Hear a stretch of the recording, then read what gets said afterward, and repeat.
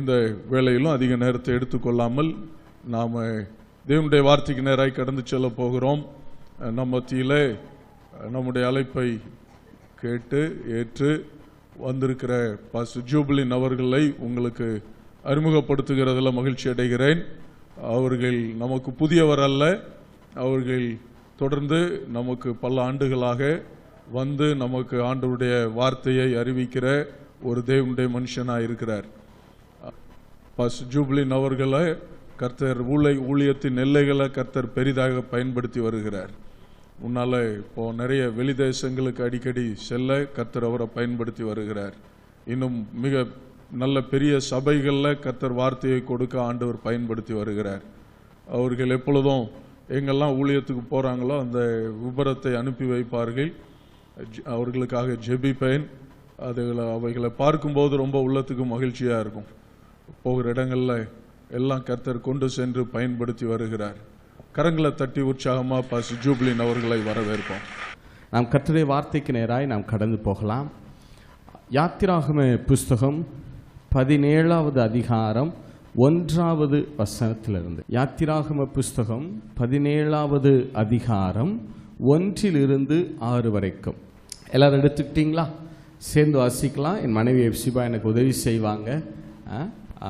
ஊழியத்தில் அவங்க என் கூட இருக்கிறது எனக்கு ரொம்ப ஒரு பெரிய பலன் இல்லையா? சரி, அவங்க எனக்கு உதவி செய்வாங்க. ப்ளஸ் நீங்களும் யாவரும் சேர்ந்து என்ன செய்யணும்?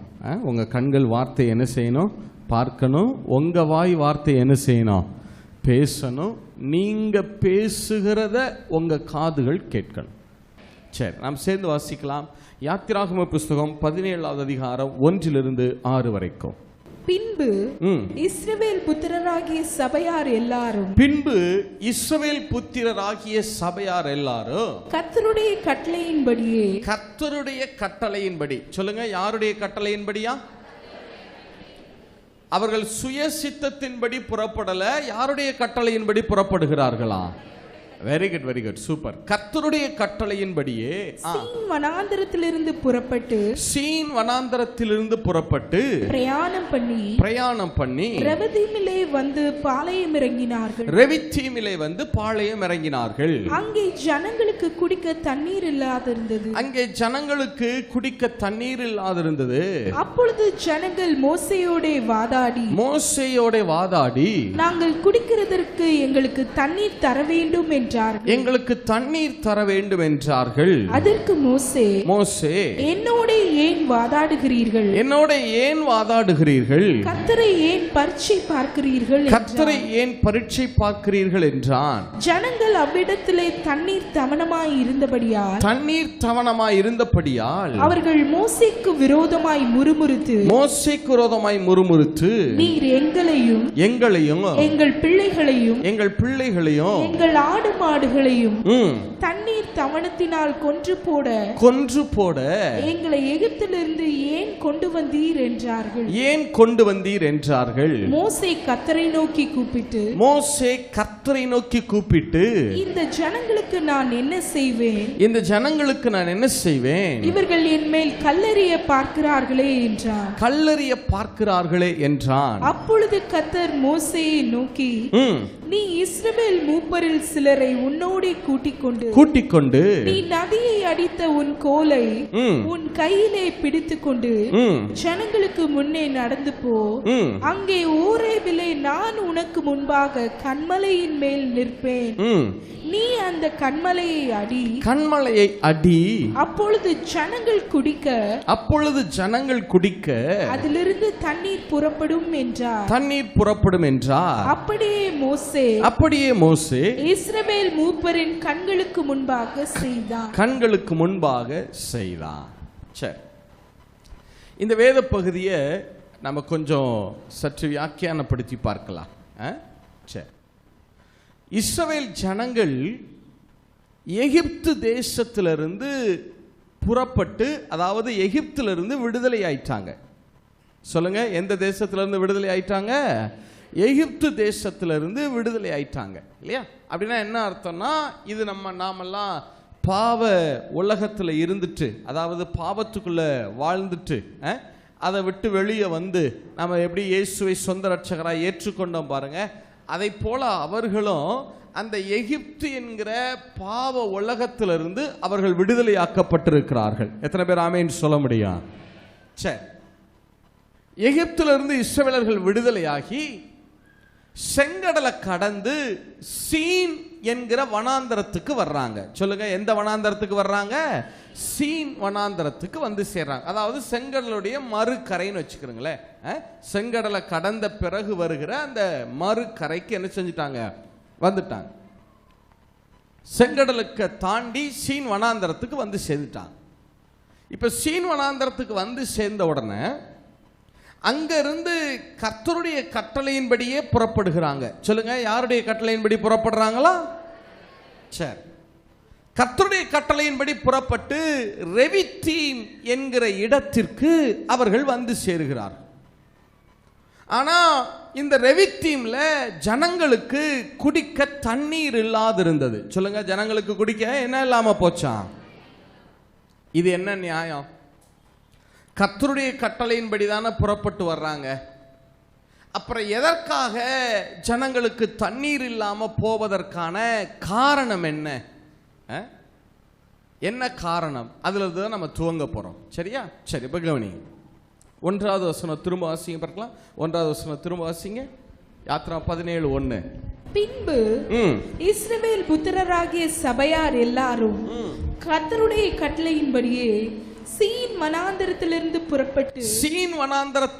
புறப்பட்டு பிரயாணம் பண்ணி ரெவிதீமிலே வந்து பாளையம் இறங்கினார்கள். ஆக்சுவலா சீன் வனாந்தரத்தில் இருந்து புறப்படுறாங்க இல்லையா?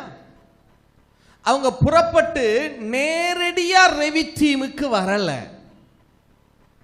இந்த சீன்ல இருந்து ரெவித்தீமுக்கு வந்து சேரணும்னா இடையிலேயே 2 பாளையங்கள் இருக்கிறது. நீங்க இதை எங்க வாசிக்கலாம்னா என்னாகம புஸ்தகம் 33வது அதிகாரம் 12 14 வரைக்கும் வாசிங்களேன். சீன் வனாந்தரத்திலிருந்து புறப்பட்டு போய் சேர்ந்து வாசிங்க. சீன் வனாந்தரத்திலிருந்து புறப்பட்டு போய் தொப்காவிலே பாளையம் இறங்கினார். அங்கே தொப்காவிலே பாளையம் இறங்கினார்கள். தொப்காவிலிருந்து புறப்பட்டு போய் ஆலூசிலே பாளையம் இறங்கினார்கள். ஆலூசிலிருந்து புறப்பட்டு போய் ரெவிதீமிலே பாளையம் இறங்கினார்கள். அங்கே ஜனங்களுக்கு குடிக்க தண்ணீர் இல்லாதிருந்தது. அப்ப என்ன அர்த்தம்னா, சீன் வனாந்தரத்திலிருந்து நேரடியா ரெவித்தீமுக்கு வந்துவிட முடியாது. சீன்ல இருந்து ரெவித்தீமுக்கு வரணும்னு சொன்னா இடையில 2 இடங்கள் இருக்கு, 2 ஸ்டேஷன்ஸ் இருக்கு, 2 பாளையங்கள் இருக்கு. என்னென்ன? ஒன்னு தொப்கா, இன்னொன்னு ஆலூஸ். சொல்லுங்க, ஒன்னு என்ன பேர்? என்ன? தொப்கா. இன்னொரு பாளையத்துக்கு பேர் என்ன? ஆலூஸ். சரியா? அப்ப சீன் வனாந்தரத்திலிருந்து புறப்பட்டா ஒன்று தொப்காவுக்கு வரணும், அடுத்து ஆலூஸுக்கு வரணும், பிறகுதான் எங்க வர முடியும்? ரெவித்தீமுக்கு வர முடியும் இல்லையா? இப்ப இஸ்ரவேல் ஜனங்கள் சீன்ல இருந்து புறப்படுறாங்க. அங்கிருந்து நேரா எங்க வர்றாங்க? தொப்கா என்கிற இடத்துக்கு வந்து சேர்றாங்க. பிறகு அங்கிருந்து எங்க வந்து சேர்றாங்க? ஆலூஸ் என்கிற இடத்துக்கு வந்து சேர்றாங்க. பிறகுதான் அங்கிருந்து எங்க வர்றாங்க? ரெவித்தீமுக்கு வருகிறாங்க. ரெவித்தீமில் ஜனங்களுக்கு குடிக்க என்ன இல்லாமல் போகிறது? தண்ணீர் இல்லாமல் போகிறது. இப்ப நல்ல கவனிங்க, நல்ல கவனி. சீன்ல இருந்து தொப்காவுக்கு வர்றாங்க இல்லையா? நல்ல கவனிங்க. ஏன் ரெவித்தீம்ல தண்ணி இல்லாம போச்சு? ஜனங்களுக்கு ஏன் தண்ணி இல்லாம போச்சு? சீன்ல இருந்து தொப்காவுக்கு வர்றாங்க இல்லையா? தொப்கா அப்படின்னா எபிரேய பாஷையில என்ன அர்த்தம் அப்படின்னா மிருக ஜீவன்களை ஓட்டி செல்வது, மிருக ஜீவன்களை நடத்தி செல்றது அப்படின்னு அர்த்தம். தொப்கா அப்படின்னா என்ன அர்த்தம்னா மிருக ஜீவன்களை ஓட்டி செல்றது. மிருக ஜீவன்களை மேய்ச்சிட்டே பின்னாடியே அதை நடத்திக்கிட்டே போவாங்க இல்லையா? முன்னாடி ஓட விட்டு பின்னாடி மெதுவாக போயிட்டே இருப்பாங்க இல்லையா? அதைத்தான் தொப்கான்னு சொல்லுவாங்க. தொப்கா அப்படின்னா மிருக ஜீவன்களை ஓட்டி செல்வது. சொல்லுங்க, தொப்கான்னா என்ன அர்த்தம்? மிருக ஜீவன்களை ஓட்டி செல்வது.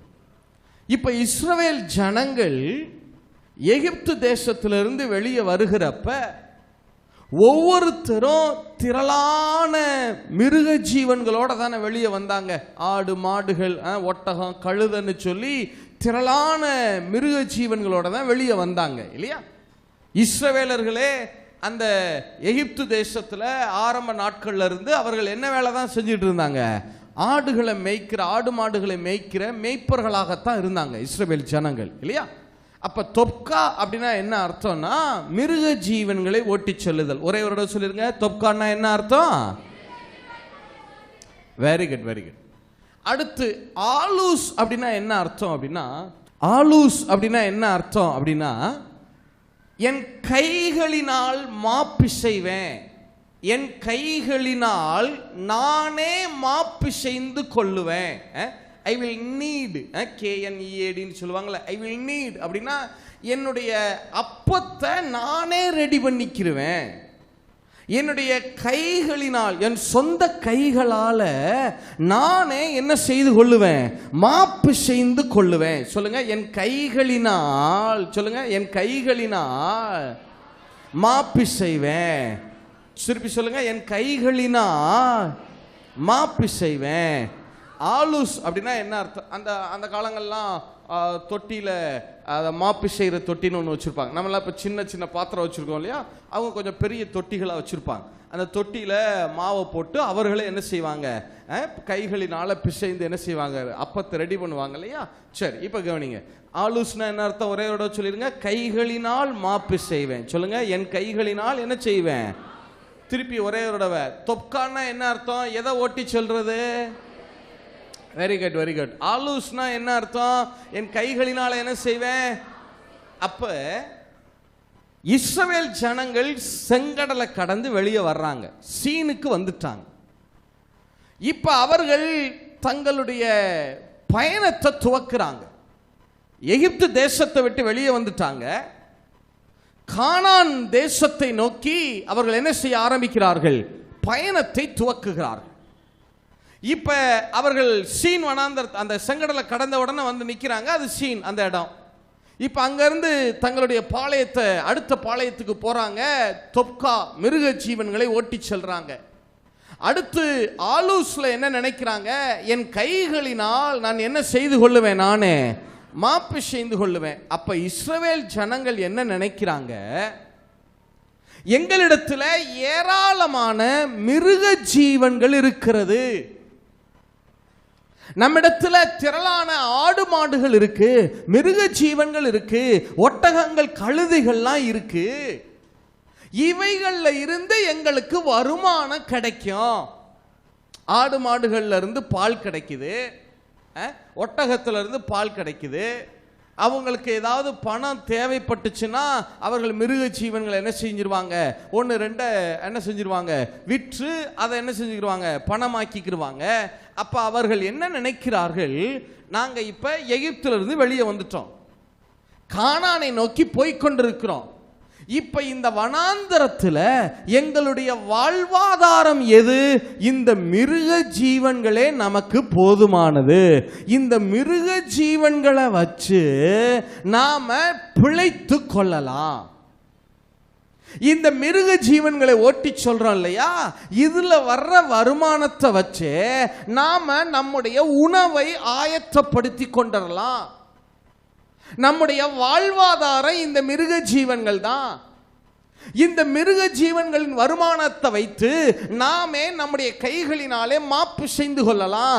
நமக்கு இதுதான் வருமானம். நம்முடைய வாழ்வாதாரம் எதுன்னா இந்த மிருக ஜீவன்கள் தான். இப்ப இஸ்ரவேல் ஜனங்கள் நல்ல கவனிங்க, எகிப்து தேசத்திலிருந்து வெளியே புறப்பட்டு வந்துட்டாங்க. கர்த்தர் அவர்களை மேக ஸ்தம்பத்தையும் அக்கினி ஸ்தம்பத்தையும் கொடுத்து அவர்களை நடத்தி வருகிறார். உண்மைதானா? செங்கடலை கடக்கிறதுக்கு முன்பாகவே என்ன ஸ்தம்பம் இறங்கிருச்சு?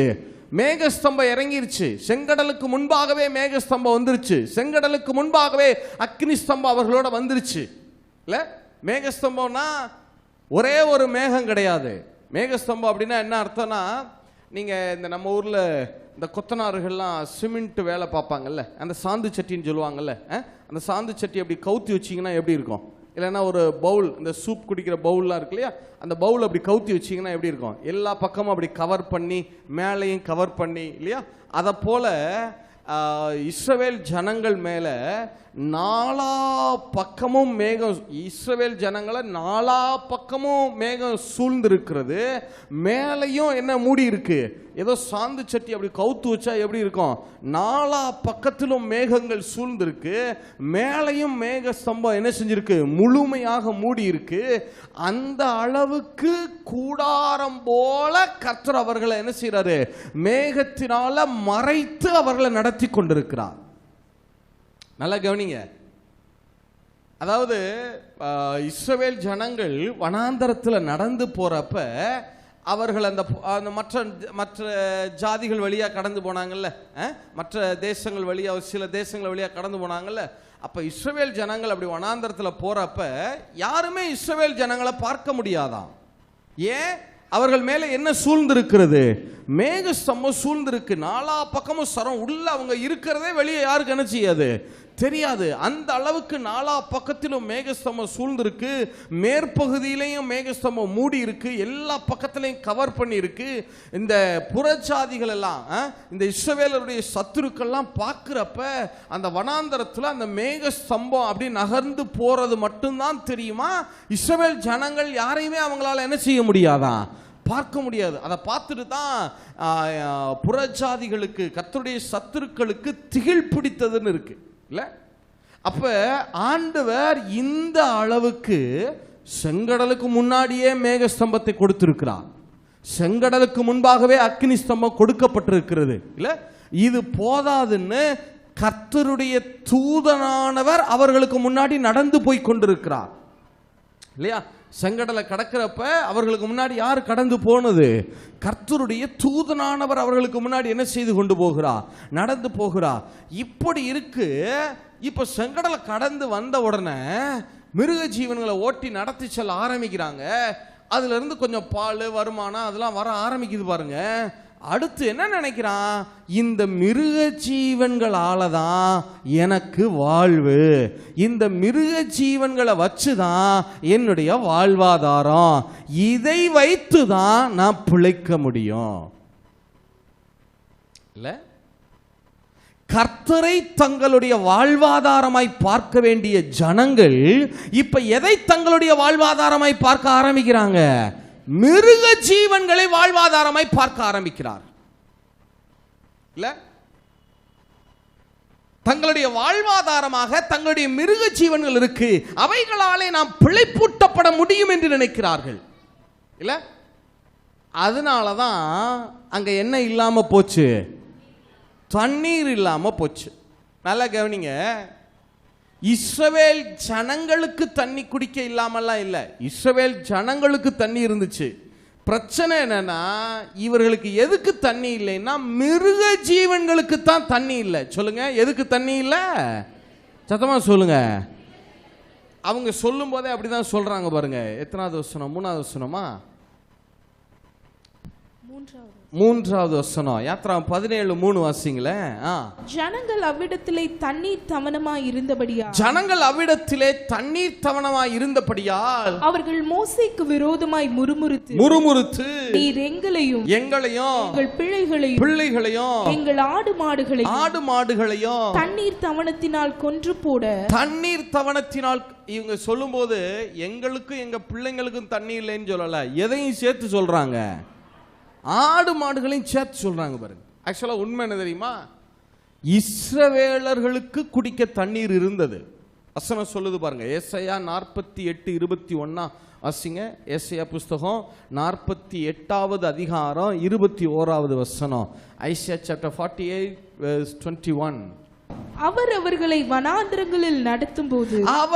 அவர்களை வனாந்தரங்களில் நடத்தும் போது அவர்களுக்கு தாகவிடாய் தெரிந்ததில்லை. அவர்களுக்கு என்ன இல்லையா, ஒரு நாளும் இஸ்ரவேலர்களை ஆண்டவர் வனாந்தரத்தில் தாகமாகவும் விடல, பட்டினியாகவும் விடல. எத்தனை பேர் ஆமேன்னு சொல்ல முடியும், எத்தனை பேர் ஆமேன்னு சொல்ல முடியும்.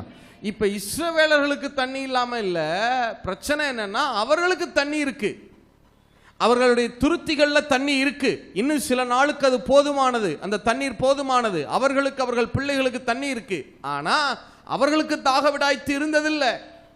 ஆனா இப்ப பிரச்சனை என்னன்னா, இவங்களுக்கு தண்ணி இல்லைங்கிறது பிரச்சனை இல்லை. எதுக்கு தண்ணி இல்லை? ஆடு மாடுகளுக்கு தண்ணி இல்லை, அதான் பிரச்சனை. ஐயா, என்னுடைய ஆடு மாடை வச்சுதானே நான் பிழைக்கணும்னு நினைச்சிட்டு இருக்கேன். இப்ப ஆடு மாடுகள் குடிக்கிறதுக்கு தண்ணி இல்லையே. நான் குடிக்க இருக்கு, துருத்தியில கொஞ்சம் தண்ணி இருக்கு, என் பிள்ளைங்க குடிக்கிறதுக்கு இருக்கு. ஆனா இவன் எதை சேர்த்து சொல்றான்? ஆடு மாடுகள் குடிக்கிறதுக்கு தண்ணி இல்லப்பா, எங்களை ஏன் இந்த வனாந்தரத்தில் சாகும்படி கொண்டு வந்தீங்க? எப்படி ஆட்கள் பாருங்க. இப்ப தெரியுதா ஏன் ஆடு மாடுகளுக்கு குடிக்க தண்ணி இல்லாம போச்சு? அடுத்த கேள்வி வருதுல, ஏன் பிரதர் ஆடு மாடுகளுக்கு குடிக்க தண்ணி இல்லை? ஏன் தண்ணி இல்லைன்னா, கர்த்தரை தங்கள் வாழ்வாதாரமாய் பார்க்க வேண்டிய ஜனங்கள் எதை வாழ்வாதாரமா பார்க்க ஆரம்பிச்சுட்டாங்க? மிருக ஜீவன்களை வாழ்வாதாரமாய் பார்க்க ஆரம்பித்து. இல்ல, நல்ல கவனிங்க. ரட்சிக்கப்பட்ட நமக்கு ஆண்டவர் இந்த காரியத்தை அவர் கற்றுக் கொடுக்க விரும்புகிறார். ஏன்னா இஸ்ரவேலர்கள் எகிப்துல இருக்கும்போது இந்த சம்பவம் அவங்களுக்கு நடக்கல இல்லையா? பாவ உலகம் என்று சொல்லப்படுகிற அடிமைத்தன வீடாகிய எகிப்துக்குள்ள இருக்கிறப்ப இஸ்ரவேலர்களுக்கு இந்த சம்பவம் நடக்கல. இது எங்க வருது, எங்க நடக்குது? அவர்களுக்கு எகிப்தை விட்டு என்ன செஞ்ச பிறகு, வெளியே வந்த பிறகு இல்லையா? அப்படின்னா என்ன அர்த்தம்? ரட்சிக்கப்பட்ட பிறகு கானானை நோக்கி அவர்கள் போறாங்க இல்லையா? அப்பதான் ஆண்டவர் இந்த பாடத்தை அவர்களுக்கு கற்றுக் கொடுக்கிறார். இல்ல, அதே பாடத்தை தான் இன்னைக்கு நமக்கு கற்றுக் கொடுக்கிறார். நம்ம ரட்சிக்கப்பட்டுட்டோம், பரலோகத்தை நோக்கி நம்ம பயணம் செய்து கொண்டிருக்கிறோம், பரம கானானை நோக்கி பயணம் செய்து கொண்டிருக்கிறோம். இந்த நேரத்தில் கர்த்தர் நமக்கு கற்றுக் கொடுக்க விரும்புகிற ஒரு காரியம் என்ன தெரியுமா? நம்முடைய வாழ்க்கையினுடைய வாழ்வாதாரம் யாருன்னா கர்த்தர் மாத்திரம்தான் நம்முடைய வாழ்க்கைக்கான வாழ்வாதாரம். எத்தனை பேர் ஆமேன்னு சொல்ல முடியும்? நிறைய நேரங்களில் பிரச்சனை என்ன ஆகும்னா, நாம் நம்மளை அறியாமலே எதையாவது அல்லது யாரையாவது நம்முடைய வாழ்வாதாரமாய் பார்க்க ஆரம்பிச்சிருவோம் பாருங்க. இல்ல, நம்மை அறியாமலேயே நம்முடைய தொழில அதை வச்சுதான் என்னுடைய வாழ்க்கை. இல்ல, நம்மள அப்படி நினைப்போம் பாருங்க. ஏன் வேலை இருக்குல்ல பிரதர், வேலையை காப்பாத்திக்கணுமா இல்லையா? அது ரொம்ப முக்கியமா இல்லையா? கர்த்தர் தான் பிரதர், கர்த்தர் தானே அந்த வேலையவும் கொடுத்துருக்கிறாரு. நம்ம லேஸ் கர்த்தரையும் விட மாட்டோம் பாருங்க. லேசா அவரையும் என்ன செஞ்சுக்கிறது, இழுத்து வச்சுக்கிறது உள்ள இல்லையா? சுத்தமா விட்டுறவும் மாட்டான், என்ன செய்யறது இல்லை, முழு நம்பிக்கையும் அவர் மேல என்ன செய்யறதும் கிடையாது, வைக்கிறதும் கிடையாது. லேஸ் அவர் என்ன பண்ணிக்கிறோம், அப்பப்ப அப்படி தொட்டுக்கிறோம். கர்த்தர் தான் பிரதர், எல்லாம் கர்த்தர் தான் பிரதர். ஆனா பாத்துக்குங்க, நமக்கு இந்த தொழிலை கொடுத்துருக்காருல பிரதர், அதை கொஞ்சம் ஞானமா பாத்துக்கணுமா இல்லையா பிரதர்?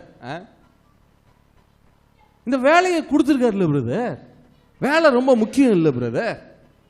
இல்ல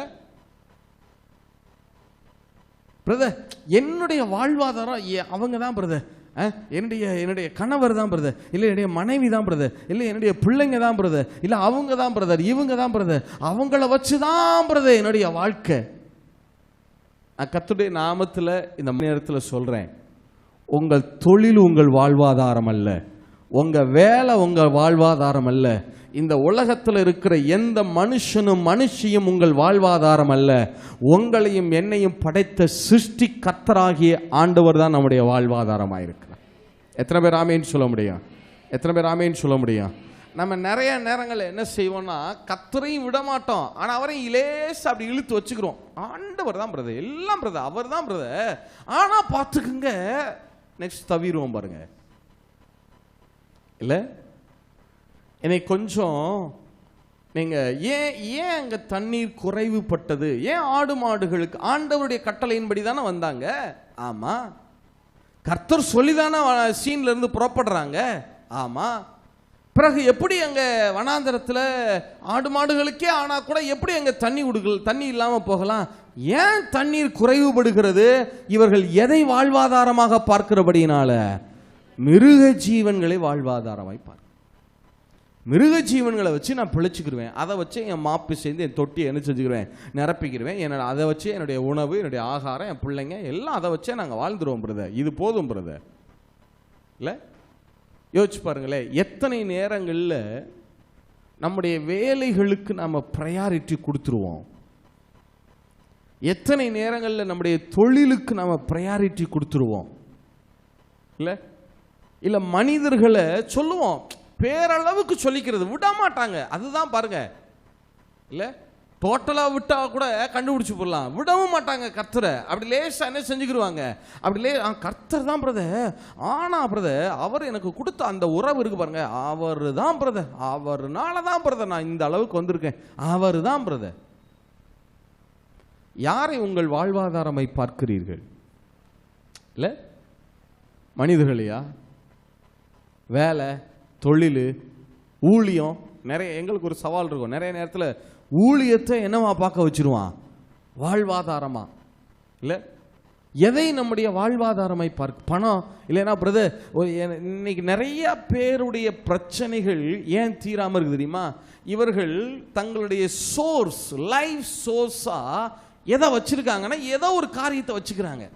பிரதர் ஜெபம் பண்ணுங்க பிரதர். என்ன பிரதர், எனக்கு ஒரு கொஞ்சம் இடம் இருக்கு பிரதர், அந்த ஒரு இடம் நல்ல இடம் பிரதர், பிரதானமான இடம் பிரதர், அந்த ஒரு இடம் மட்டும் விலைக்கு வித்துட்டேன்னா என் கடன் பிரச்சனை எல்லாம் முடிஞ்சிடும், என் வாழ்க்கை நல்லா செட்டில் ஆயிரும் பிரதர்.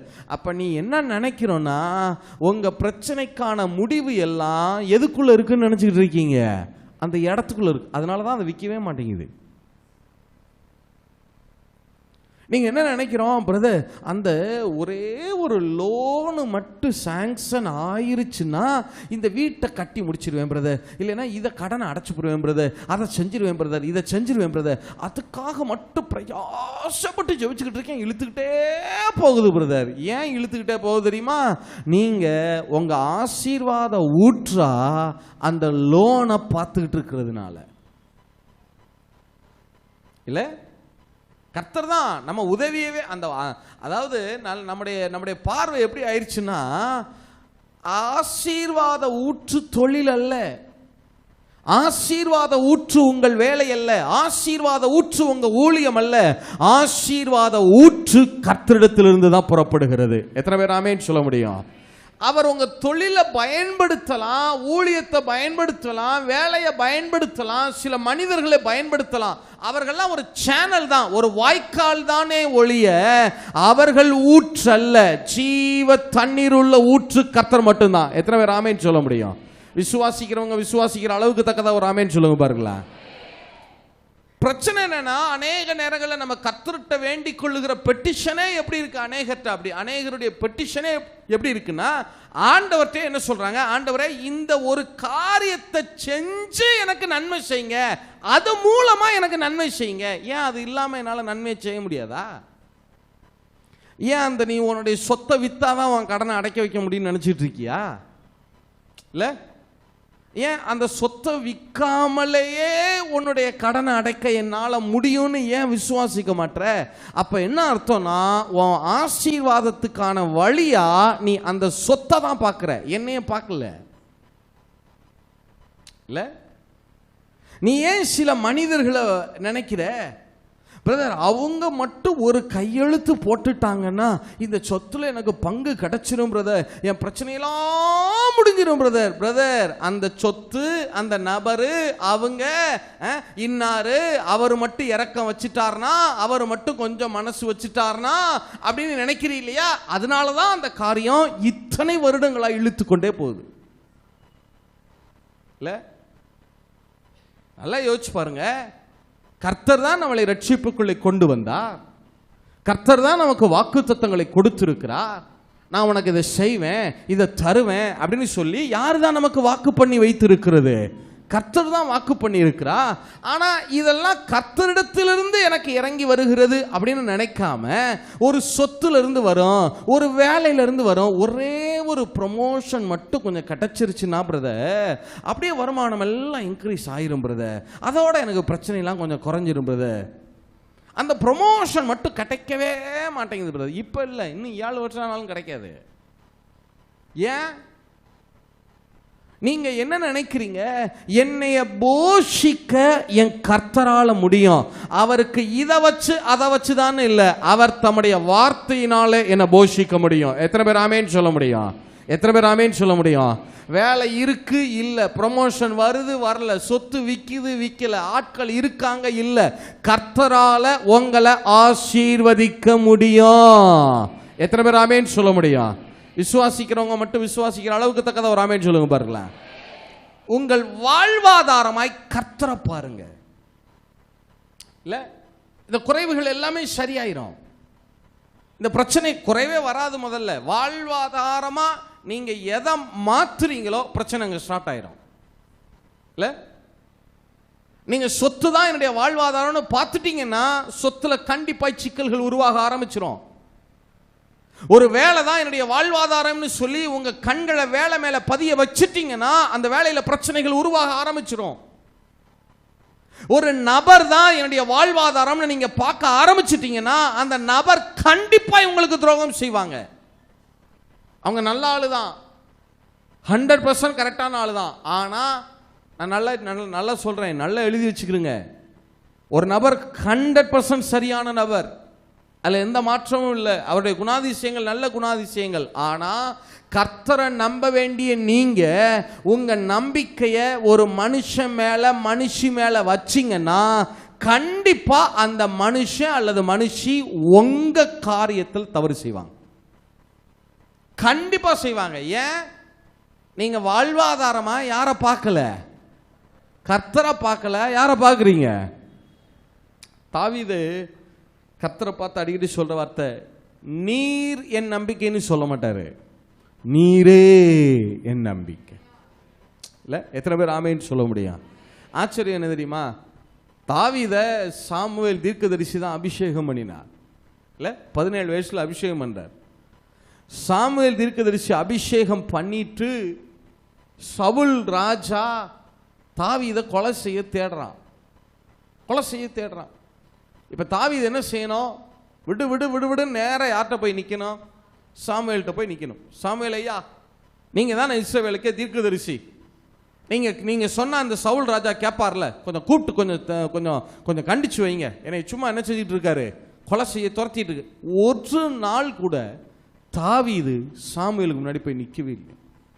கடைசி தருவாயில, சாமுவேலுடைய மரண தருவாயில ஒரே ஒரு முறை போய் என்ன செஞ்சாரு? தாவீது சாமுவேல் தீர்க்கதரிசியை பார்த்தார். அதுவும் மரண தருவாயில, மரியாதை நிமித்தம் கடைசி காலத்துல போய் பார்ப்பாங்கல்ல, கடைசி காலத்துல ஒரே ஒரு முறை போய் பார்த்தார். அவர் பார்த்த அடுத்த அதிகாரத்துல சாமுவேல் மரிச்சிருவார். இல்ல ஒரே ஒரு தடவை, இல்ல எனக்கு ஒரு 8-10 வருஷம் கூட வச்சுக்கிறோமே, அத்தனை ஆண்டு காலத்துல ஒரு விஷயம் கூட தாவீது யார்கிட்ட போய் நிக்கல? சாமுவேல்கிட்ட போய் நிக்கல.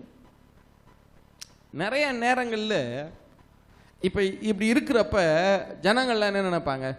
தாவீதுக்கு ரொம்ப பெருமைங்க, இல்ல சாமுவேல்கிட்ட போய் நின்னா என்னவா கேட்பாங்கல்ல. இது பெருமையில போகாம இருக்கிறது இல்ல. அதாவது பெருமைக்கும் விசுவாசத்துக்கும் ஒரு நூலில தான் இடைவெளி, இல்லையா? அதாவது என்னால எல்லாம் முடியும் அப்படின்னு சொன்னா அது பெருமை, இல்லையா? என்னால எதுவுமே முடியாது அப்படின்னு சொன்னா அதுக்கு பேர் தாழ்மை இல்ல, தாழ்வு மனப்பான்மை. அதுக்கு பேர் என்னது? தாழ்வு மனப்பான்மை, இல்லையா? என்னால எதுவுமே முடியாதுன்னு சொல்றது இன்ஃபீரியாரிட்டி காம்ப்ளெக்ஸ், இல்லையா? அப்ப விசுவாசம்னா என்ன? என்னால எல்லாம் முடியும் அப்படின்னா பெருமை, என்னால எதுவுமே முடியாது அப்படின்னா அது தாழ்வு மனப்பான்மை. என்னால முடியாது ஆனா கர்த்தர் என் கூட இருக்கிறதுனால நான் ஒரு சேனைக்குள்ள பாய்ந்து போவேன். எத்தனை பேர் ஆமென் சொல்ல முடியும்? இப்ப தாவீது பெருமையில போய் பார்க்காம இல்ல, எதனால போய் பார்க்காம இருக்காரு? யாரு மேல வச்ச நம்பிக்கையினால? கர்த்தர் மேல வச்ச நம்பிக்கையினால. எத்தனை பேர் ஆமென் சொல்ல முடியும்? எனக்கு ரட்சிப்பு வருமானால் அது யார்கிட்ட இருந்து வரட்டும்? கர்த்தரிடத்திலிருந்து வரட்டும். இல்ல தயவு செய்து சொல்றேன், இல்ல வேதம் ரொம்ப தெளிவாய் சொல்லுது, கண்களை பதிய வைப்போம். இல்ல யார் மேல? இயேசுவின் மேல. எத்தனை பேர் ஆமென் சொல்ல முடியும்? இந்த நாள்ல உங்களுடைய கண்களை நீங்க எதுலெல்லாம் பதிய வச்சிருக்கீங்க கொஞ்சம் உற்று கவனி. கர்த்தரையும் விட்டுருக்க மாட்டீங்க. கர்த்தரையும் ஒரு பக்கம் பிடிச்சி வச்சுக்கிருவீங்க ஒரு கையில, அதே நேரம் இன்னொரு பக்கம் பக்கத்துல கர்த்தரை இறுக்கி பிடிச்சி வச்சுக்கிட்டு எதை பார்த்துட்டு இருப்பீங்க? ஏதோ ஒரு காரியத்தை, இதனாலதான் வந்துடும், அந்த சொத்து வித்தா வந்துடும், இந்த காரியம் நடந்தா வந்துடும், இந்த தீர்ப்பு மட்டும் வந்துருச்சுன்னா பிரதர், கேஸ் மட்டும் முடிஞ்சிருச்சுன்னா பிரதர், ஏன் அது முடியாம கர்த்தரால நன்மை செய்ய முடியாதா? அதையே உங்க வாழ்வாதாரமா வச்சிருக்கீங்க? அதனால தான் உங்க பிரச்சனையை முடியும்னு ஏன் நினைக்கிறீங்க? கர்த்தரால முடியும்னு ஏன் நினைக்க மாட்டேங்கிறீங்க? இல்ல பிரதர், இந்த ஒரு அவர் மட்டும் பிரதர் இதுக்கு ஓகே சொல்லிட்டாருன்னா பிரதர் எல்லாம் சரியாயிரும் பிரதர், அவர் தான் பிரதர், ஏன் அவரை பார்க்குறீங்க? இல்ல, இந்த நாளில் ஒரு ஒரு ஒரு முடிவெடுங்க, ஒரு தீர்மானம் எடுங்க. எதுலெல்லாம் உங்க கண்களை பதிய வச்சிருக்கீங்களோ அது எல்லாவற்றின் மேலே இருந்து எடுத்து கர்த்தர் மேலே பதிய வைங்க. உங்கள் வாழ்வாதாரம் கர்த்தர் மாத்திரம்தான். உங்கள் லைஃப் சோர்ஸ் யாருன்னா கர்த்தர் மாத்திரம்தான். எத்தனை பேர் ஆமேன்னு சொல்ல முடியும்? இன்னைக்கு ஆண்டவர்கிட்ட சொல்லுங்க, ஆண்டவரே இந்த சொத்து வித்தாலும் சரி விற்கலைனாலும் சரி இனிமே இதை குறித்து நான் பயப்பட போகிறது இல்லை. ஏன்னா இது விற்று தான் என் கடனை அடையணும்னு இல்லை, இது கிடச்சி தான் என் கடனை அடையணும்னு இல்லை, இது இல்லாமலே உங்களால் என்னைய ஆசீர்வதிக்க முடியும். எத்தனை பேர் ஆமேன்னு சொல்ல முடியும்? கர்த்தருடைய ஆசீர்வாதம் எதை தருமா? எத்தனை பேர் ஆமேன்னு சொல்ல முடியும்? இல்லையா? அவர் உங்களை பிளஸ் பண்ணார், அந்த ஊற்று புறப்பட்டுருச்சுன்னு சொன்னார். இல்லை, நம்ம நிறைய நேரங்களில் ஆண்டவர் ரொம்ப அழகா சொன்னார் இஸ்ரவேலர்கள்ட்ட, இவர்கள் ஜீவ தண்ணீர் உள்ள ஊற்றாகிய எண்ணெய் விட்டு விட்டு வெடிப்புள்ள தொட்டிகளை கட்டி கொள்ளுகிறார்கள். ஊற்று இருக்குயா, ஊற்ற விட்டுறான். இவன் எதை கட்டி வச்சிருக்கான்னா தொட்டிய. சொல்லுங்க, எதை கட்டி வச்சிருக்கிறான்? தொட்டியை. பார்த்துருக்கீங்களா? ஊத்துல இருந்து தண்ணியை அள்ளி கொண்டு போய் எதில் ஊற்றி வச்சிருப்பாங்க? தொட்டியில் ஊற்றி வச்சிருப்பாங்களே. இப்போ இஸ்ரவேல் ஜனங்கள் என்னன்னா ஊற்ற பார்க்க மாட்டேங்கிறாங்களாம். எதுக்குள்ள இருந்தே தண்ணி எடுக்க நினைக்கிறாங்க அவங்க? தொட்டிக்குள்ள இருந்தே. தொட்டிக்குள்ள இருந்து எத்தனை நாள் வரும் தண்ணி? இல்லை, கொஞ்ச நாளில் தண்ணி தீர்ந்து போயிடும். அப்புறம் தண்ணி இல்லாத தொட்டியாக கிடந்தா கொஞ்ச நாளில் அந்த தொட்டி என்ன ஆகி போயிடும்? வெடிச்சு ஒன்றும் இல்லாமல் போயிடும். உண்மை தானே? உண்மை தானே? அப்போ என்ன அர்த்தம்னா, நீங்கள் உங்கள் வேலை, உங்கள் தொழில், உங்கள் ஊழியம், உங்கள் பிஸ்னஸ்ஸு, உங்களுடைய லேண்டு, உங்களுடைய காரியங்கள் இதெல்லாம் இருக்கு பாருங்க, அதெல்லாம் தொட்டி. கர்த்தர் தருகிற அவர்கிட்ட ஆசீர்வாத ஊற்று வந்து கர்த்தர் தான். ஜீவ தண்ணீர் உள்ள ஊற்று யாரு தான்? கர்த்தர் தான். எத்தனை பேர் ஆமேன்னு சொல்ல முடியும்? அவற்றிலிருந்து எடுத்து கொண்டு வந்து தான் இதுகளில் ஊற்றி வச்சுக்கிறோமே ஒழிய, இதெல்லாம் ஒரு வாய்க்கால், ஒரு சேனல் தானே ஒழிய, இந்த தொழிலோ இந்த வேலையோ அல்லது அந்த நபரோ அந்த சொத்தோ உங்களுடைய ஆசீர்வாத ஊற்றல்ல. அதன் மூலமாய் உங்கள் ஆசீர்வாதம் வருவதல்ல. ஆசீர்வாதம் யாரிடத்திலிருந்து இறங்கி வருகிறது? எந்த நன்மையான ஈவும் யாரிடத்திலிருந்து இறங்கி வருகிறது? ஜோதிகளின் பிதாவாகிய தேவனிடத்திலிருந்து இறங்கி வருகிறது. எத்தனை பேர் ஆமேன்னு சொல்ல முடியும்? எத்தனை பேர் ஆமேன்னு சொல்ல முடியும்? அப்ப இஸ்ரவேல் ஜனங்கள்ட்ட முதல் பிரச்சனை என்ன இருந்துச்சு? இவ ஏன் மிருக ஜீவன்களுக்கு குடிக்க தண்ணி? கர்த்தர் தானே பிரதர் சொன்னாரு. ஆமா. கர்த்தருடைய கட்டளையின் படி தானே புறப்பட்டாங்க. ஆமா. ஏன் மிருக ஜீவன்களுக்கு தண்ணி இல்லை? ஏன் தண்ணி இல்லைன்னா இவர்கள் தங்கள் வாழ்வாதாரமாய் மிருக ஜீவன்களை மாற்றி விட்டபடினா இல்ல. சரி, இந்த நாள்ல உங்களுடைய கண்கள் வேற எது மேல இருந்தாலும் அதை எடுத்து யார் மேல பதிய வைக்கணும்? கர்த்தர் மேல. எத்தனை பேர் ஆமேன்னு சொல்ல முடியும்? எத்தனை பேர் ஆமேன்னு சொல்ல முடியும்? சரி, இப்போ ஆண்டவர் இப்போ இந்த காரியத்தை அவர்களுக்கு கற்றுக் கொடுக்க விரும்பினார். நீங்கள் என்னை அல்லாமல் வேற எதை வாழ்வாதாரமாய் பார்க்க ஆரம்பித்தாலும் கண்டிப்பாக அதில் பிரச்சனைகள் எழும்ப ஆரம்பிச்சிடும். இல்லை, இதை கர்த்தர் கொடுக்கறது இல்லை. சரியா? உடனே கர்த்தர் தான் கர்த்தர் செய்யறது இல்லை.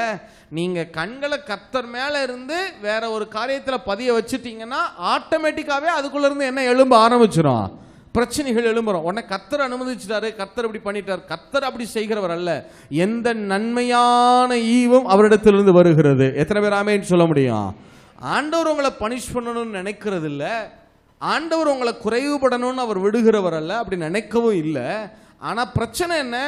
இது வந்து ஒரு என்ன சொல்றது, ஒரு வேத நியதி. கர்த்தர் மேலே கண்ணை வைக்காம ஒரு மனுஷ மேலேயோ மனுஷி மேலேயோ சொத்து மேலேயோ ஆஸ்திகள் மேலேயோ தொழில் மேலேயோ ஊழியத்தில் வேற எது மேலே கண்ணு வச்சாலும் கண்டிப்பாய் அதில் பிரச்சனைகள் எழும்ப ஆரம்பிக்கும். சரியா? சரி, இப்போ குடிக்கிறதுக்கு தண்ணீர் இல்லை இல்லையா? இப்போ கர்த்தர் என்ன சொல்றார்? மோசேட்ட என்ன சொல்றார்? வாசிங்க பார்க்கலாம். யாத்ராகமம் 17:4 இருந்தா வாசிங்க. 5வது வசனம். அப்பொழுது கர்த்தர் மோசேயை நோக்கி, நீ இஸ்ரவேல் மூப்பரில் சிலரை உன்னோடே கூட்டிக் கொண்டு நீ நதியை அடித்த உன் கோலை உன் கையிலே பிடித்துக் கொண்டு.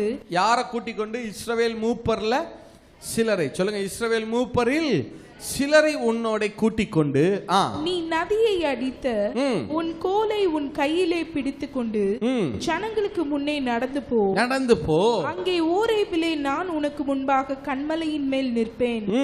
நீ அந்த கன்மலையை அடி, அப்பொழுது ஜனங்கள் குடிக்க அதிலிருந்து தண்ணீர் புறப்படும் என்றார்.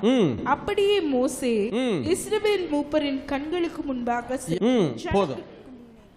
இப்ப ஆண்டவர் மோசேட்ட சொல்றாரு, மோசே நீ உன்னுடைய கோலை எடுத்துட்டு வா, இஸ்ரவேல் மூப்பர்கள்ல சிலரை கூட்டிட்டு வா. ஜனங்கள் இல்ல, இஸ்ரவேல் இல்ல, யாரை மட்டும் கூட்டிட்டு வர சொல்றாரு? மூப்பர்கள்ல சிலரை மட்டும் கூட்டிட்டு வா. கூட்டிட்டு வந்துட்டு நேரா ஓரேப்புக்கு வா. அங்க ஒரு பாறை இருக்கிறது, அந்த பாறையை அடி, அது உனக்கு என்ன கொடுக்கும்? தண்ணி கொடுக்கும்னு சொல்லிட்டார். இப்ப கோலை எடுத்துட்டு வான்னு சொல்றாரு இல்லையா? அதை சொல்லும்போது சும்மா உன் கையில் இருக்கிற கோலை எடுத்துட்டு வான்னு சொல்லல, அதை மென்ஷன் பண்ணி சொல்றாரு பாருங்க. நீ நதியை அடித்த உன் கோலை. சொல்லுங்க, எதை அடித்த? ஏன் அப்படி சொல்றாரு ஆண்டவரு? நதியை அடிச்ச உன் கோலை எடுத்துட்டு வா அப்படின்னு சொல்றாரு இல்லையா? ஏன் அப்படி சொல்றாரு? இந்த கோலை வச்சு நதியை அடிச்சப்ப என்ன நடந்துச்சு? வாசிங்க, யாத்திராகமம் 7வது அதிகாரம் 20வது வசனம் 21வது வசனம்.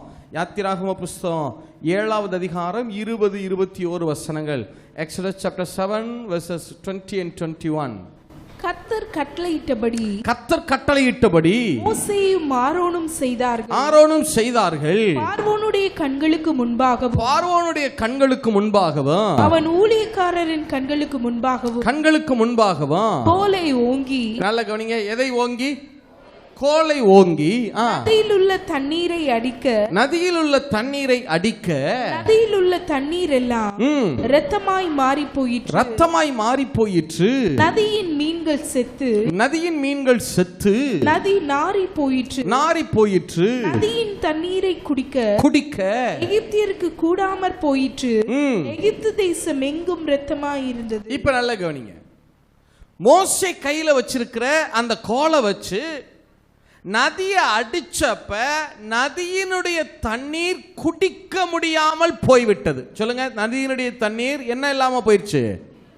ரத்தமாகி என்ன இல்லாம போயிடுச்சு? இத குடிக்க முடியாத நிலைமைக்கு போயிடுச்சு. இப்ப நல்ல கவனிங்க, மோசேட்ட ஆண்டவர் சொல்றார், மோசே நீ கோலை எடுத்துட்டு வந்து அந்த பாறையை அடிக்கணும், அது உனக்கு தண்ணி கொடுக்கும், ஜனங்களுக்கு குடிக்க என்ன கொடுக்கும்? தண்ணீர் கொடுக்கும்னு சொல்றாரு. ஆனா அதை சொல்லும்போது எப்படி சொல்றாரு? நதியை அடித்தவன் கோலை எடுத்துட்டு வா. ஏன் அப்படி சொல்றாரு? இந்த கோலை வச்சு எகிப்தினுடைய நைல் நதியை அடிச்சப்ப என்ன நடந்துச்சு? அந்த நதியினுடைய தண்ணீர் ரத்தமாகி ஜனங்களால அதை என்ன செய்ய முடியாம போச்சு. சத்தமா சொல்லுங்க. அப்ப இஸ்ரவேல் ஜனங்கள் என்ன நினைக்கிறாங்க? மோசே கையில் இருக்கிற அந்த கோலை அவங்க எப்படி பார்க்கறாங்கன்னா, அதை அவங்க பார்க்கிற பார்வையே வித்தியாசமா இருக்கு. என்ன? மோசே கையில் வச்சிருக்கிற கோல் இருக்கு பாருப்பா, அது பயங்கரமானதுப்பா. அட்டிச்சார்னு வச்சுக்க நதியை ரத்தமா போயிடும், தண்ணியை குடிக்க முடியாது. அட்டிச்சார்னு வச்சுக்க புழுதி கிளம்பும், அட்டிச்சார்னு வச்சுக்க வண்டு வரும், அதை நீட்டுனார்னா தவளை வரும், அதை நீட்டுனார்னா கல்லு மழை பொழியும். இந்த கோல் இருக்கு பாரு, இதை வச்சு நடக்கிறதெல்லாம் நெகட்டிவ் தான்ப்பா. ஐயோ அந்த கோல் என்ன பாடுபடுத்துதுன்னு பாருவே எகிப்தியரை. இல்லை, அந்த கோலை வச்சு அடிச்சா குடிக்க என்ன இல்லாம போயிடும்?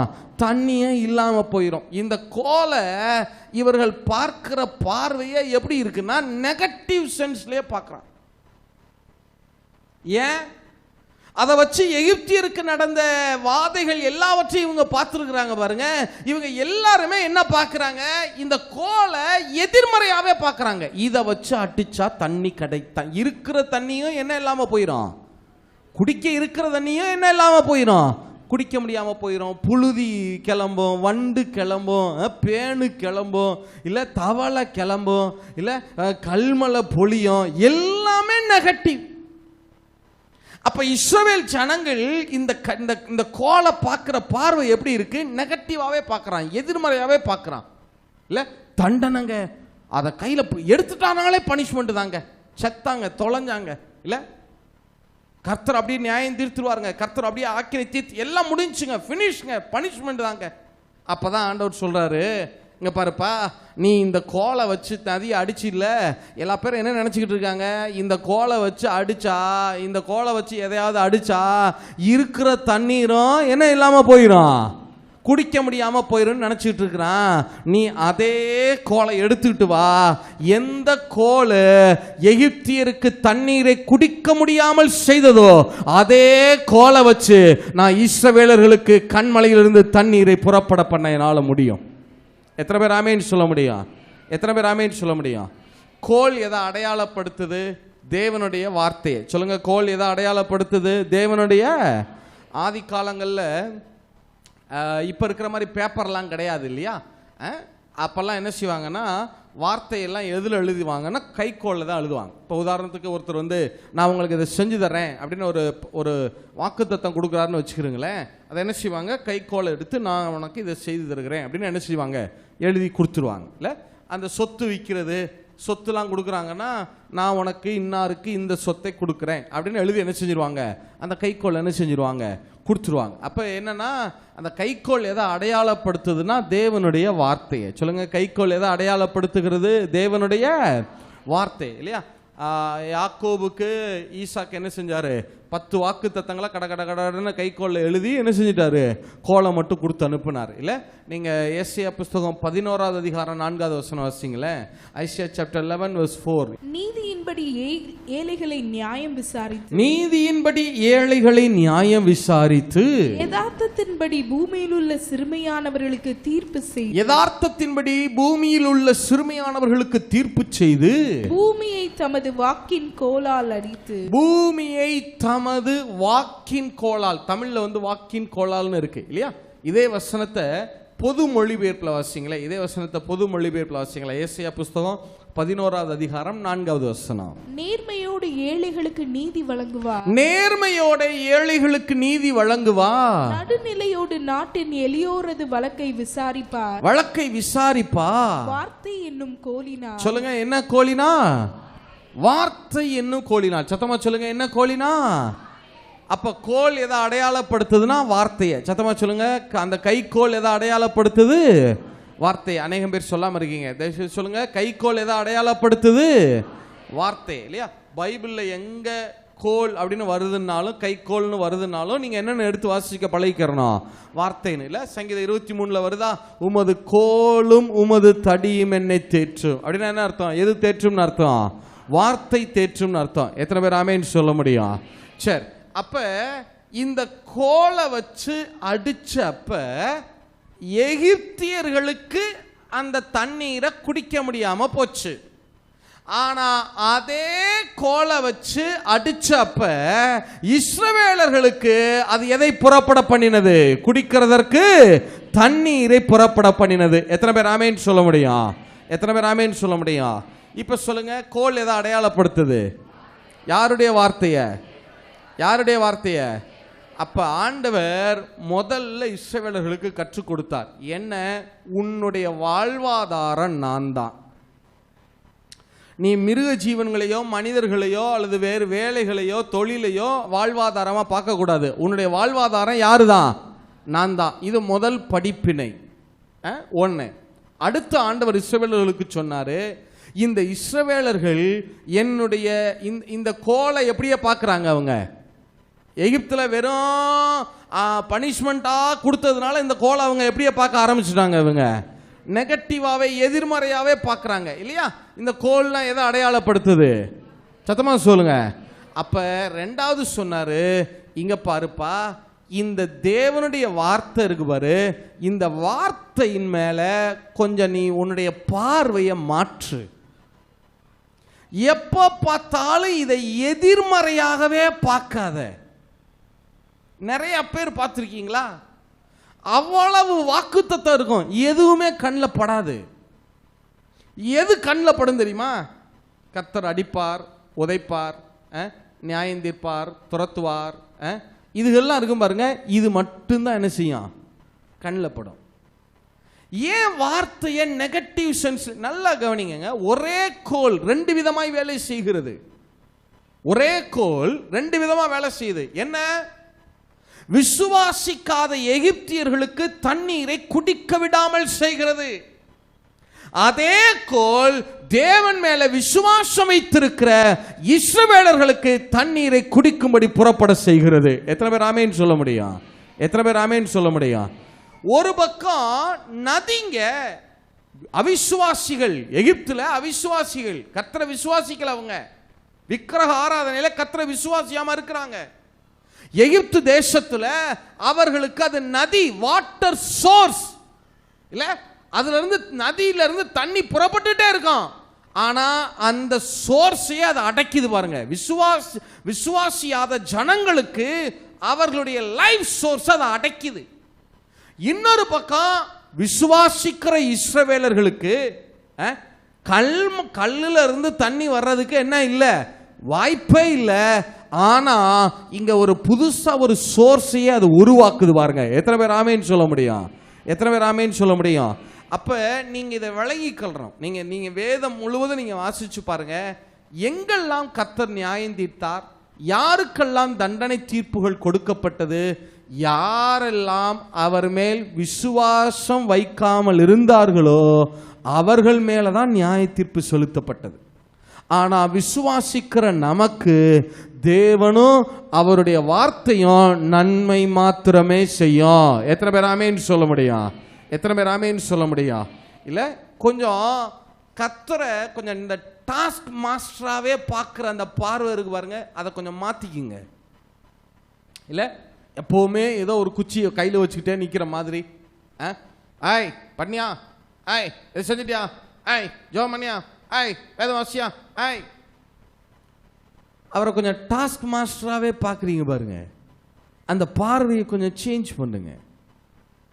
ஆண்டவர் இஸ்ரவேலருக்கு ரொம்ப தெளிவாக சொன்னார் மோசேட்ட, மோசே நதியை அடிச்சவன் கோலை எடுத்துட்டு வா. இவங்க எல்லாம் பார்க்குற பார்வையே, இந்த கோலை பார்க்குற பார்வையே எப்படி தான் பார்க்குறான், ஏதோ வில்லனை பார்த்த மாதிரியே எதிர்மறையாவே பார்த்துக்கிட்டு இருக்கான்.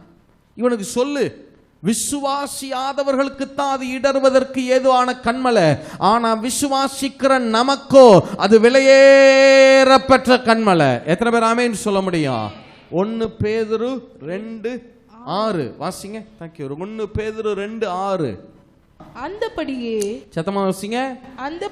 அந்தபடியே இதோ தெரிந்து கொள்ளப்பட்டதும் விலையேற பெற்றதுமாய் இருக்கிற மூளைக்கல்லை சீயோனில் வைக்கிறேன். அதன் மேல் விசுவாசமாய் இருக்கிறவன் வெட்கப்படுவதில்லை என்று வேதத்திலே சொல்லி இருக்கிறது. ஆகையால் விசுவாசிக்கிற உங்களுக்கு அது விலையேற பெற்றது. கீழ்ப்படியாமல் இருக்கிறவர்களுக்கோ, அதாவது விசுவாசியாதவர்களுக்கோ, வீடை கட்டுகிறவர்களால் தள்ளப்பட்ட பிரதான மூளைக்கல்லாகிய அந்த கல் இடறுதலுக்கு ஏதுவான கல்லும் விழுதலுக்கு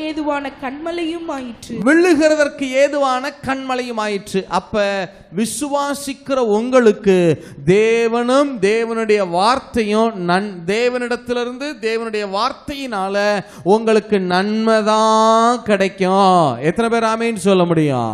எத்தனை பேர் ஆமென் சொல்ல முடியும்? நிறைய நேரங்கள்ல விசுவாசியாதவர்களுக்கு பைபிள் எழுதியிருக்கும்ல, அதையெல்லாம் யார் எடுத்துக்கிறதுனா விசுவாசிகள் எடுத்துக்கிறாங்க. இந்த கோலை பார்க்கிற பார்வையே எப்படின்னா, அநேகர் வேதத்தை எடுக்கும் போதே ஒரு பயத்திலையும் நடுக்கத்திலையும் தான் எடுக்கிறது. இல்லை கண்ணில் படுறதெல்லாம் சாபமான வார்த்தைகள், அது அவிசுவாசிகளுக்கு எழுதப்பட்டிருக்கும், அதை தங்களுக்குன்னு எடுத்துக்கிறது. அந்த வித்தியாசம் வழங்குறது இல்லை. இல்லை இது அவிசுவாசிகளுக்காக எழுதப்பட்டிருக்கிறது, விசுவாசிக்கிற எனக்கு இல்லை, விசுவாசிக்கிற எனக்கு இது விலையேற பெற்றதா இருக்கிறது. எத்தனை பேர் ஆமென் சொல்ல முடியும்? எத்தனை பேர் ஆமென் சொல்ல முடியும்? அப்ப ஆண்டவர் முதல்ல இஸ்ரவேலர்களுக்கு சொன்னார், இங்க பாருங்கப்பா, உங்க வாழ்வாதாரம் நான் தான், என்னைய தவிர வேற எதையும் உங்களுடைய வாழ்வாதாரமா என்ன செய்யக்கூடாது, வைக்க கூடாது. ஒன்று. அடுத்து, என்னைய நீங்க பார்க்கிற பார்வை கொஞ்சம் எதிர்மறையா பார்க்கறதெல்லாம் நிறுத்திடுங்க.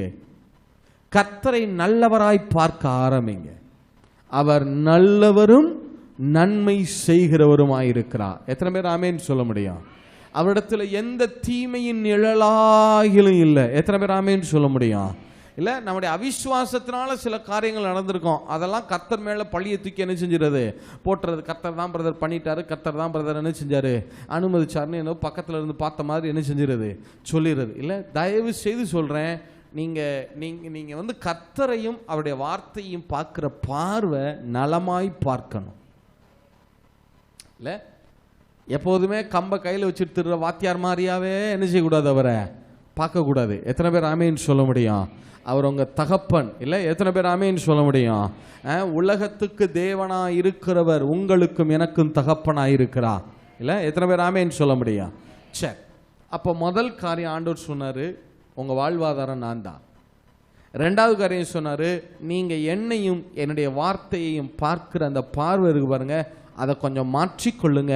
நீங்கள் என்னைய நீங்கள் பார்க்குறது நல்லவராய் பாருங்க. ஏதோ ஒரு நியாயாதிபதியை போலவே, சர்வாதிகாரியை போலவே, ஒரு இரும்பு மனிதரை போலவே, அப்படியே ஏதோ இருகின இருதயம் உள்ளவரை போலவே இப்படியே இமேஜின் பண்ணாதீங்க. இல்லை, இந்த பார்வை அவிசுவாசிகளுக்கு தான் இருக்கணும், விசுவாசிகளுக்கு இருக்கக்கூடாது. ஏன்? என்னுடைய கோல் அவிசுவாசிகளுக்கு வேண்டுமானா தண்ணீரை குடிக்க விடாம செய்யலாம், ஆனா என்னுடைய கோல் என் மேல விசுவாசம் வச்சிருக்கிற என் பிள்ளைங்களுக்கு அவர்கள் தேவைக்கு அது தண்ணீரை கொடுக்க வல்லமையிலதா இருக்கிறது. எத்தனை பேர் ஆமேன்னு சொல்ல முடியும்? எத்தனை பேர் ஆமேன்னு சொல்ல முடியும்? சரி, இப்ப மோசே என்ன செய்யறாரு, இஸ்ரவேல் மூப்பர்கள் சிலரை கூட்டிக் கொண்டு நேரா ஓரேப் என்கிற இடத்துக்கு போகிறார். அந்த இடத்துல ஒரு பாறை இருக்கிறது. அந்த பாறையை இந்த கோலை வச்சு என்ன செய்யறாரு, அடிக்கிறார். சொல்லுங்க, கோலை வச்சு என்ன செய்யறாரு, அடிக்கிறார். அடிச்ச உடனே அந்த கண்மலை பிளக்கிறது. சொல்லுங்க, கண்மலை என்ன செய்கிறது, பிளக்கிறது. பிளக்கிறதுனா என்ன அர்த்தம்னா, ரெண்டா உடஞ்சு விழுகிறதுன்னு அர்த்தம் கிடையாது. அதாவது பாறை உடஞ்சு தனித்தனியா விழுகல.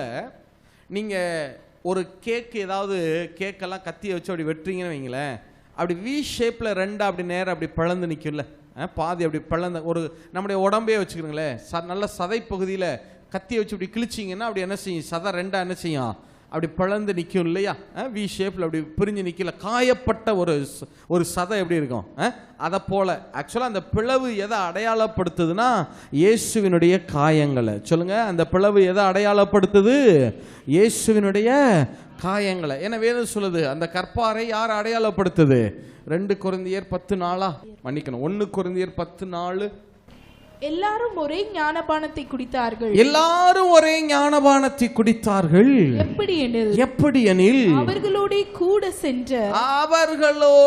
கூட சென்ற ஞான கண்மலையின் தண்ணீரை குடித்தார்கள். ஞான கண்மலையின் தண்ணீரை குடித்தார்கள். அந்த கண்மலை கிறிஸ்துவே. அந்த கண்மலை யாரா? அந்த நம்ம இதில் கண்மலைன்னு இருக்கு. ஆக்சுவலாக அது ஒரு பெரிய பாறை. சொல்லுங்க, ஆக்சுவலாக அது என்னது, ஒரு பெரிய பாறை. இங்கிலீஷில் ராக் அப்படின்னு தான் இருக்கும். அது ஒரு பெரிய பாறை. இப்போ மோசே இந்த கோலை வச்சு அந்த பாறையை அடித்த உடனே அந்த பாறை பிளக்கிறது, காயப்படுகிறது. சொல்லுங்க, அந்த பாறை என்ன செய்கிறது, காயப்படுகிறது. காயப்பட்ட உடனே அந்த காயத்துக்குள்ள இருந்து இஸ்ரவேலர்களுக்கு தண்ணீர் புறப்பட்டு வருகிறது. எத்தனை பேர் ஆமேன்னு சொல்ல முடியும்? எத்தனை பேர் ஆமேன்னு சொல்ல முடியும்? நல்லா யோசிச்சு பாருங்களேன். அந்த காயம் இஸ்ரவேலர்களுக்கு தண்ணீர் குடிச்சு, அது என்ன, இஸ்ரவேலர்களின் ஒரு நாள் தேவைக்கா தண்ணீர் கொடுத்தது? இஸ்ரவேலர்களின் வாழ்நாள் தேவைக்கும் அது தண்ணீர் கொடுத்தது. எத்தனை பேர் ஆமேன்னு சொல்ல முடியும்? அதாவது அந்த பாறை இஸ்ரவேலர்களுக்கு தண்ணி கொடுக்குது இல்லையா, ஒரே ஒரு நாள் மட்டும் தண்ணி கொடுக்கல. அடுத்து இஸ்ரவேல் ஜனங்கள் அடுத்தடுத்த பாளையங்களில் வேற வேற இடங்களுக்கு போயிட்டே இருக்கிறாங்க. ரெவித்தீம்ல இருந்து அடுத்து என்ன செஞ்சுட்டே இருக்கிறாங்க, ஒவ்வொரு இடமா மாறா அப்படின்னு அடுத்தடுத்து என்ன செஞ்சுட்டே இருக்கிறாங்க, மாறா ஏலிம்னு போயிட்டே இருக்கிறாங்க. இப்ப இஸ்ரவேலர்கள் எங்கெல்லாம் போறாங்களோ இந்த பாறை அவர்கள் என்ன பண்ணிக்கிட்டே போகுது, பின்தொடர்ந்து போய் தண்ணி கொடுத்துக்கிட்டே போச்சான். இல்லை, இதே வசனத்தை 1 கொரிந்தியர் 10:4 பொது மொழிபெயர்ப்பில் வாசிங்களேன். ERV இல்லையா, பொது மொழிபெயர்ப்பில் வாசிங்களே. அவர்கள் அனைவரும் ஒரே ஆன்மீக பானத்தை பருகினர். தங்களை பின்தொடர்ந்து வந்த ஆன்மீக பாறையிலிருந்து அவர்களை பருகினார்கள். கிறிஸ்துவே அப்பாறை. அப்ப இந்த பாறை என்ன செய்து, அவர்களை பின்தொடர்ந்து போயிட்டே இருக்கு. எல்லா பாளையங்கள்லையும் அவர்களுக்கு தண்ணீர் கொடுக்க அது என்ன பண்ணிட்டே இருக்கு, பின்தொடர்ந்து போயிட்டே இருக்கு. எத்தனை பேர் ஆமேன்னு சொல்ல முடியும்? இப்ப சொல்லுங்க, இஸ்ரவேலர்களுக்கு அது ஒரு நாள் தேவையை சந்திக்கல, வாழ்நாள் தேவையை சந்தித்தது. அப்ப என்ன அர்த்தம் தெரியுமா? கர்த்தரை உங்க வாழ்வாதாரமா வச்சிருங்க. உங்க தொழில் உங்களுடைய ஒரு நாள் தேவையை சந்திக்கும், இல்லை ஒரு மாச தேவையை தான் சந்திக்கும். இல்லை, ஒரு தொழில இருந்து மாசத்துல வருமானம் கிடைச்சுன்னா என்ன, எத்தனை மாசம் வச்சிருப்பீங்க? ஒரு மாசம் செலவு பண்ணலாம். உங்க வேலை ஒரு நாள் வேலை, ஒரு நாள் சம்பாத்தியத்தை தான் உங்களுக்கு கொடுக்கும். அன்னைக்கு வேலை செஞ்சா சம்பளம், இல்லைன்னா இல்லை. இல்லை, ஒரு மாசம் சம்பளத்தை கொடுக்கும் உங்களுக்கு. இல்லை, ஒரு மாத தேவையை சந்திக்கும். இல்லை, ஒரு ஊழியம் ஒரு வார தேவை, ஒரு மாச தேவையை அது சந்திக்கும். இல்லை, ஆனா உண்மை என்ன தெரியுமா? கர்த்தரை உங்க வாழ்வாதாரமா வச்சு பாருங்க, அது ஒரு நாள் தேவையை அல்ல, உங்கள் வாழ்நாள் தேவையையும் அவர் சந்திக்க வல்லமையுள்ளவராயிருக்கு. எத்தனை பேர் ஆமேன்னு சொல்ல முடியும்? எத்தனை பேர் ஆமேன்னு சொல்ல முடியும்? அந்த தண்ணீர் புறப்பட்டு வந்துச்சு பாருங்க, அவர்கள் வாழ்நாள் தேவைக்கும் அது தண்ணீர் கொடுத்தது. சரி, இப்ப கவனி. மோசே எதை வச்சு அடிச்சாரு? சத்தமா சொல்லுங்க, எதை வச்சு அடிச்சாரு? கோலை வச்சு அடிச்சார்ல. இது கொஞ்சம் ஆவிக்குரிய சம்பவமா இருக்குல்ல. இதே காரியத்தை திருப்பி ஒரு தடவை நடத்தி காட்டுறாரு பாருங்க. மோசே, முதல்ல ஆவிக்குரிய விதத்துல நீ கோலை வச்சு அடிச்ச. இப்ப நான் பிராங்கா சொல்றேன், வெளிப்படையாவே நான் காண்பிக்கிறேன். எப்படி நீங்க கேட்கலாம், நான் எப்படி பிரதர் அந்த இயேசுவினுடைய ரத்தத்து காயத்துல இருந்து நான் எப்படி தண்ணி எடுக்கிறது? இஸ்ரவேலர்கள் மோசே கையில கோல் வச்சிருந்தாரு, போய் அடிச்சாரு, தண்ணி கொடுத்துச்சு, ரைட்டு. நான் எப்படி ஆண்டவர்கிட்ட இருந்து எப்படி என்னுடைய ஆசீர்வாதங்களை நான் எப்படி வாங்குறது? அவரை என் வாழ்வாதாரமா வச்சுட்டேன், ரைட், ஓகே. இப்போ எப்படி அவர்கிட்ட இருந்து என்னுடைய ஆசீர்வாதங்களை நான் எப்படி எடுக்கிறது? வாசிங்க, என்னாகும் 20:7-8 வாசிங்க. கர்த்தர் மோசேயை நோக்கி, நீ கோலை எடுத்துக்கொண்டு நீயும் உன் சகோதரனாகிய ஆரோனும் சபையாரை கூடிவர செய்து. யாரை கூடிவர செய்து? போன தடவை யாரை மட்டும் தான் கூட்டிட்டு போக சொன்னாரு? மூப்பர்களை மட்டும் தான் கூட்டிட்டு போக சொன்னாரு. ஆனா இப்ப சொல்லிட்டாரு, இங்க வரப்பா, இது எல்லாரும் பார்க்கணும், சபையார் அத்தனை பேரும் இதை என்ன செய்யணும், பார்க்கணும். அவங்களுக்கு நான் இந்த காரியத்தை கற்றுக் கொடுக்குறேன். எப்படி தண்ணியை அந்த பாறையில இருந்து எடுக்கிறதுன்னு நான் இப்ப கற்றுக் கொடுக்க போறேன் பாரு. எல்லா சபையாரையும் கூட்டிட்டு வா அப்படின்னு சொல்லிட்டாரு. அடுத்து அவர்கள் கண்களுக்கு முன்னே, அங்க இஸ்ரவேல் மூப்பர்களின் கண்களுக்கு முன்னாடி, ஆனா இங்க யாருடைய கண்களுக்கு முன்பாக? சபையாருடைய கண்களுக்கு முன்பாக. கண்மலையை பார்த்து பேசுங்கள். கண்மலையை பார்த்து என்ன செய்யுங்கள்? பேசுங்கள். அப்பொழுது அது தன்னிடத்தில் உள்ள தண்ணீரை கொடுக்கும். இப்ப கவனிங்க, ஆண்டவர் இப்ப மோசே சொல்றார், மோசே கையில என்ன வச்சிருக்கிற? கோல் இருக்கு, எடுத்துக்க. இஸ்ரவேல் சபையார் எல்லாரையும் கூட்டிட்டு வா. சரியா? கூட்டிட்டு வந்துட்டியா? வந்துட்டேன் ஆண்டவரே. உன் கையில இருக்கிறது என்னது? சத்தமா சொல்லுங்க. மோசே கையில இருக்கிறது என்னது? கோல் எதை அடையாளப்படுத்துது? வார்த்தை தானே. இப்ப ஆண்டவர் என்ன சொல்றாரு? போன தடவை நீ கோலை வச்சு அடிச்ச, இந்த கோலை வச்சு டச் பண்ண இல்லையா? இப்ப நீ என்ன செய்ய? இந்த கோலை வச்சு அடிக்க வேணாம். கோல் எதை அடையாளப்படுத்துது? தேவனுடைய இந்த வார்த்தைய பேசு. உன் கோலை கையில இருக்கட்டும். இந்த கோல் எதை அடையாளப்படுத்துது? தேவனுடைய வார்த்தை தானே. வார்த்தைய பாறையை நோக்கி பேசு. இல்ல, இது யூதர்களுடைய ஒரு ஸ்லாங். ஒரு யூதனை கூப்பிட்டு இந்த சுவத்திட்ட போய் பேசு அப்படின்னு சொன்னீங்கன்னா, சுவரே நல்லா இருக்கியா அப்படி கேட்கறது கிடையாது. சுவத்தை பார்த்து பேசுனா என்ன அர்த்தம்னா, வார்த்தையை எடுத்து வாசின்னு அர்த்தம். சொல்லுங்க, எதை எடுத்து வாசின்னு அர்த்தம்? வார்த்தையை எடுத்து வாசி, வார்த்தையை அந்த பேசு. அப்ப அது உனக்கு என்ன கொடுக்கும்?